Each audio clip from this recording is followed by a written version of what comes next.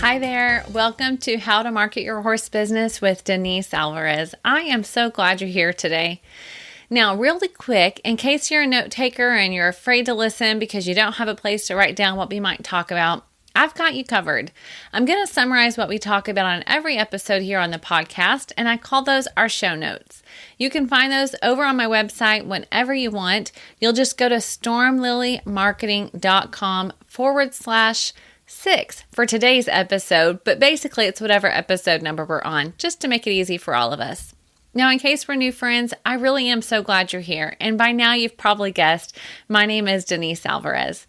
Through my business, Storm Lily Marketing, I help horse business owners like yourself create and implement an effective website marketing strategy. I'm here to help you build a sustainable horse business so you can be out in the barn doing more of what you love to do. And I know that not everyone loves marketing. You might even be here listening to this podcast a little bit grudgingly because you're not sure of it yourself. And that's why I use a mix of step-by-step strategies and basic how-tos to help you not only see what's possible for your business when you choose to market, but I also am going to guide you through the process so you can make it happen. And today we're talking about social media, specifically social media overwhelm and how you can defeat it. I'm going to share with you 3 doable steps that you can take to overcome that overwhelmed feeling and feel confident with a plan in place for your social media. Now, we can all identify with a feeling of overwhelm, I'm sure, whether it's related to something in your business or even just life in general. We've all been there. And I don't know if you have any kids, but I know that my 7-year-old son, when he's been playing in his room really well, AKA, it's a total mess, and I tell him, hey, just go in and clean your room up a little bit before we go, then he's literally frozen with basically an overwhelmed feeling. He looks around the room and just cannot figure out where to start. So guess what he does? He actually just starts playing instead, and not surprisingly, he doesn't get much accomplished in the way of cleaning up that room. He's paralyzed, though, because he cannot figure out what his first step should be. And I'm sure you can relate to that, whether it's your tack room or your barn or the storage room in your horse trailer, or maybe it is your own bedroom too. I'm sure you've walked into one of those places, taken a look around and thought, I need to clean up here, but I just don't know where I'm going to start. So I'm going to take a ride and I'm going to deal with it another day. Am I right? We've all been at a place where we know we need to do something, but we just can't figure out what our next step should be. For many business owners, that's how they feel about social media. They know that it's a place where lots of people are. There's no denying it. And it's a place where they're going to connect with the people that need or want what they have to offer. However, just saying, I know I need to get on Facebook doesn't actually make it happen. And it actually doesn't make it easier when you have no plan. So what I have learned to do with my son is to give him some very specific projects to go and get started with. Honestly, because it's just the way that I think. I got my computer out and made him a bedroom cleaning checklist complete with pictures to show him where to get started. So I have a little checkbox there. First, start with your Legos. And if you have kids, again, you know how those Legos can easily get scattered every which way. So I have him start with those first because it makes the biggest impact on the room.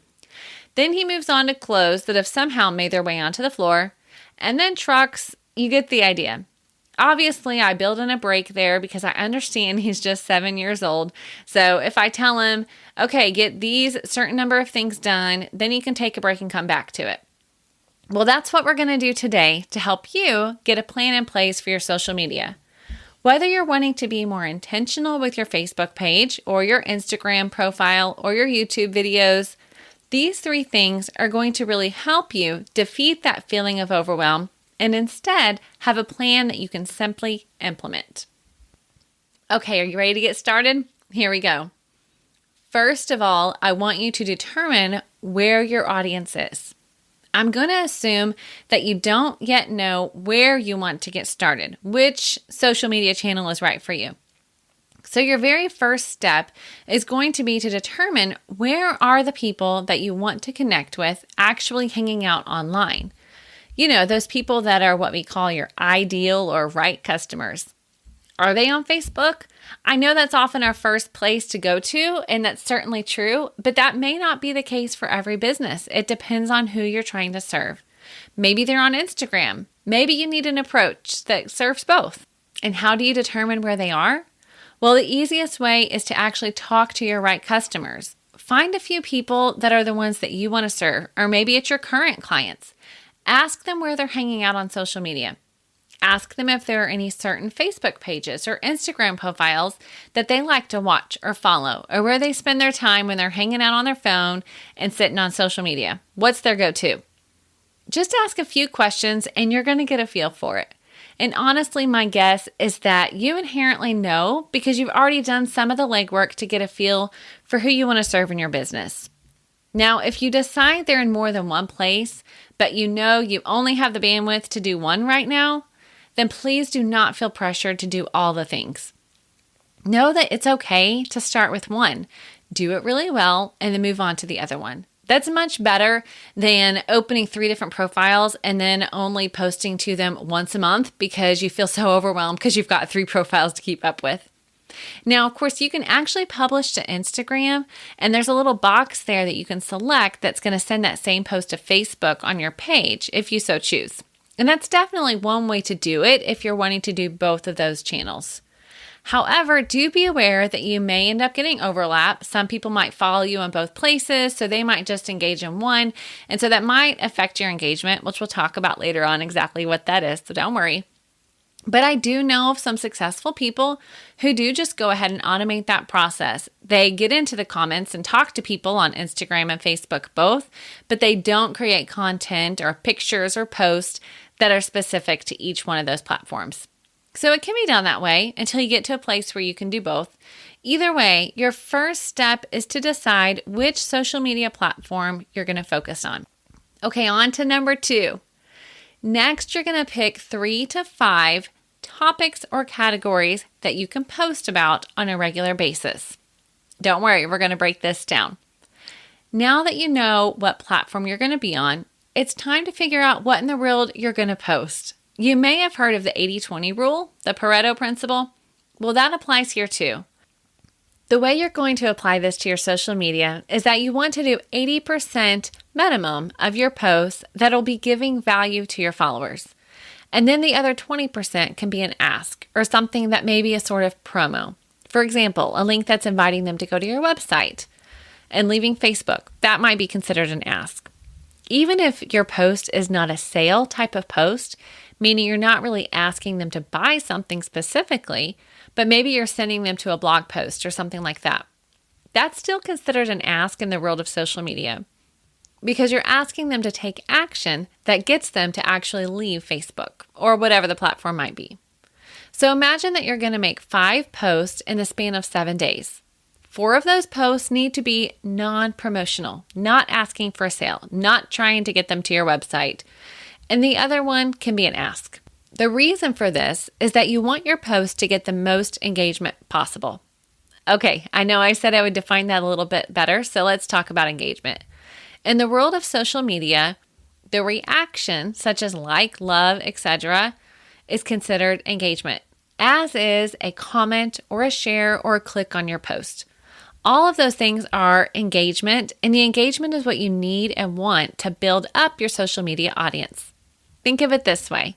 If your post, also known as your content, is not engaging to the people who are seeing it, then Facebook or Instagram or whatever it is going to think that content is not something that people really want to see.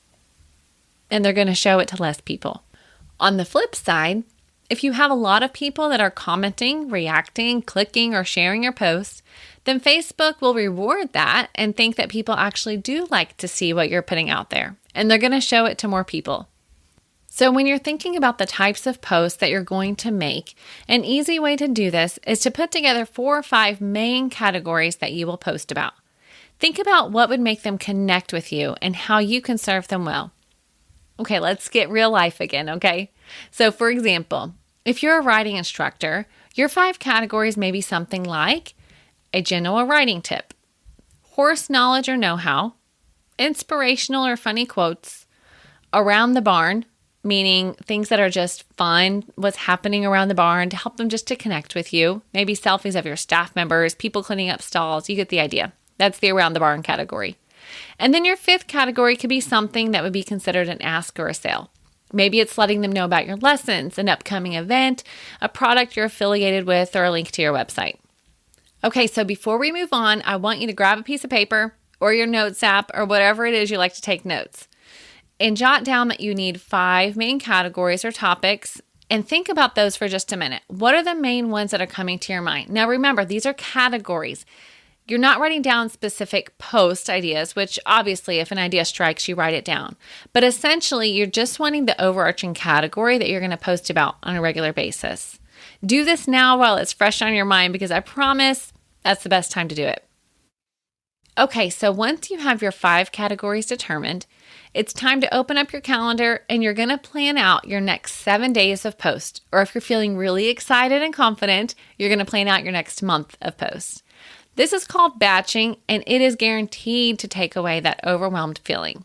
Because once you knock this out and then start to put a system together for it, you only have to do it once a week, or maybe once a month even if you get really good at it. So get out your piece of paper and get ready because we're going to calendar your post next. Okay, we're on to step number 3. It's time to get out your calendar because you are going to schedule some time, even if it's 30 minutes, to schedule out your post for the week on your Facebook page or your Instagram profile or whatever it might be. Again, doing this is going to save you so much headache because you're not going to be sitting at the computer or sitting on your phone each night trying to figure out what in the world you're going to post that night or the next day. Instead, let's get you a plan in place with these topics that you've already created, and then you're going to be able to sit down and know exactly what you're doing each day. It's going to get easier, I promise. So get your blank sheet of paper or your blank Google Doc, however you like to work. And at the top, you're just going to write each day of the week. Or if you're only going to post 3 days out of the week, write those 3 days. Now on your other sheet of paper, look at your post categories that you have already written down and pick what day of the week you're going to do each one. So for example, if you're going to do a horsemanship tip every week or a horse care tip, maybe you're a vet. Okay, let's take it that way. If you're a vet, then every Tuesday you're going to post something. Of course, I'm assuming you're an equine vet in this case. All right. So on Tuesday, you're going to post something about horse care. Just a quick tip, something that they can do at home, something about nutrients, something about feed, something about horse care. Okay. So that's going to be every Tuesday. So you already know every Tuesday what your topic's going to be. Okay, you're going to do the same thing for the other days of the week that you're posting. Take your categories and write them down. And this is going to guide you every time you sit down to write your post. So you're not starting from scratch trying to figure out what in the world you're going to do. Now, I want you to go ahead and schedule out your post for each day when you do this. The beautiful thing is on Facebook, they actually have something called a publishing tool. It's not that hard, I promise. On your pages, you can get there. If you need to Google it, go for it. And you can schedule your post ahead of time. So you can go in there. If you have an image, you can upload that image. You can write in your post text, and then you can schedule it. Consider it done. Now, if you're using Instagram, unless you're wanting to pay for a third-party planner, you probably just need to type up your information in the notes on your phone and get your picture ready. And when the time comes, you can just do a copy and paste. So again, you're not having to sit there and type it inside of the app. You're already ready. Copy and paste that in there, and you're good to go. Now, obviously, you can be as techie here or as simple with this as you'd like to be. And I'm sharing it in such a way that you're not required to do all the tech. So keep that in mind and just do what is most comfortable for you. Okay? All right. So we've got our 3 steps. Okay? Let's do a quick review. First of all, I want you to figure out where the people are that you're going to serve on social media. Pick out your platform. Number 2. Pick 3 to 5 topics and categories, or topics and categories I'm using interchangeably, that you're going to post about on a regular basis. That's going to guide you every time you sit down to write a post. Step number 3, I want you to get a time on your calendar every week that you're going to schedule out your post for the week. Okay, then you can knock it out and consider it done. You're not having to do it every day. You're not having to go, oh, what am I going to do about tomorrow? Now, obviously, you can get more advanced than this, and this is my very simple approach for you to just get done what needs to be done. So yes, there are things like Facebook stories. There are things like Facebook lives, and there's more to it. But this is, if you're feeling overwhelmed and you just don't know where to start, this is where you start. You simplify, you make a process, and you go implement it. Okay? So I know you can do this.